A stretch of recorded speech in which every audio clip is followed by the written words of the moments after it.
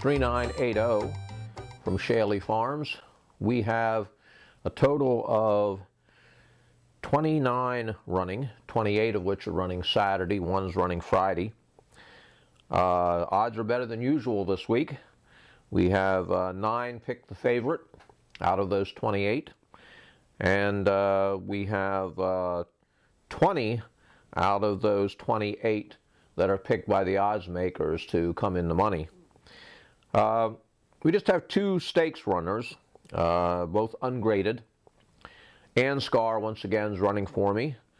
Picked the favorite at 2-to-1 odds in an ungraded stakes. At the Cross is picked second by the odds makers at 3-to-1 odds.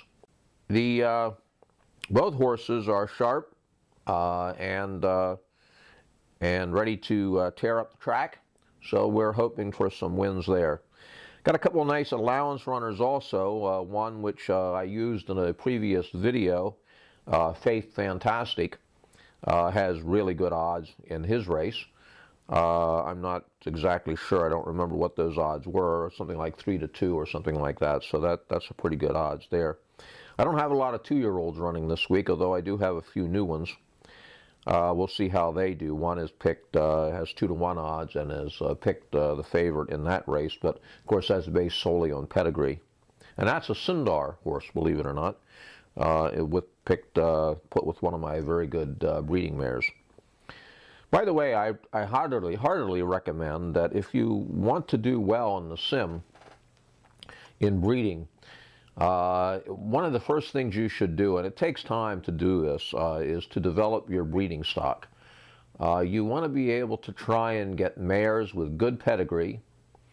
Hopefully they will run good on the track so that they'll have those genes built into them for winning.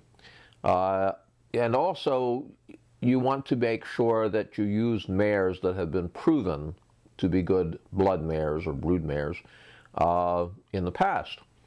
Now that takes time to build up. You can't do this in 1 or 2 years in the sim.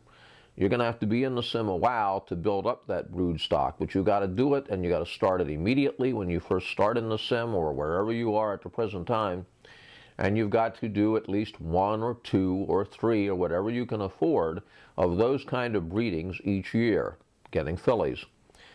Eventually down the road, you can do well, like some of the people in the sim do. You can take and breed stallions, excellent stallions with excellent pedigree and performance, and breed those to your mares. That is your surest chance of getting successful stakes winners. It's not guaranteed, obviously, but that's probably the best way to develop good runners in the sim. And like I say, that takes time. Anyway, that's just kind of my thoughts on that subject. I'm going to keep this one short. I have a lot, once again, to get done today.